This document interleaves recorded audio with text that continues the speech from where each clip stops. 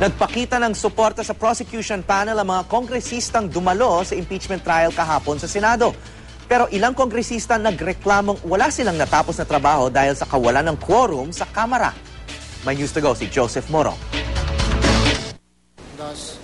Maaga nag-adjourn ang sesyon sa Kamara. Ilang minuto lamang matapos itong buksan bandang alas 4 ng hapon. Ito ay para makadalo ang mga kongresista sa impeachment trial ni Chief Justice Renato Corona sa Senado. Mismong si House Speaker Sonny Belmonte ang nagutos nito bilang pagpapakita raw ng suporta sa prosecution team. Napuno ang Senate Session Hall ng mga kongresista para manood ng impeachment trial ni Chief Justice Corona. Since the start of the impeachment, I think this is only the second time that I myself requested that more than the usual contingent, usually may mga 15 rito in addition to the prosecutors, come around. Humigit kumulang 40 kongresista umano ang pumunta sa Senado, kaya naman tila nag-reunion ng ilang kongresista na makasalubong nila si lead prosecutor Neil Tupas Jr. Pagpapahayag na rin daw ito ng suporta kay Quezon City 3rd District Representative Jorge Banal na nakaschedule sana na humarap sa Senado para ipaliwanag sa mga senador kung paano niya nakuha ang dokumentong laman ng umano'y bank records ni Corona sa PS Bank. Pero hindi lahat ay natuwa sa pagpunta ng mga kongresista sa Senado. Tulad na lamang ni Cavite Representative Lani Mercado na asawa ni Senator Judge Bong Revilla Jr.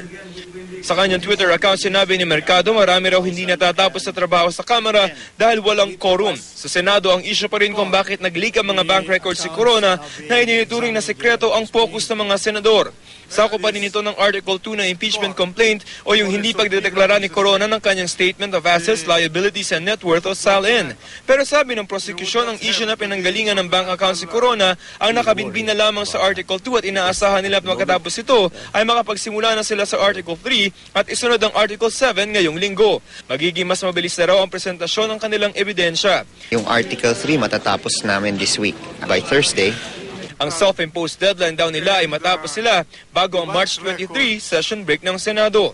With the articles of impeachment na we will be presenting in the next few days, that's enough para sa amin to convict Chief Justice Corona. Or is it not because the whole case does not end on March 23. It will be the defense's turn.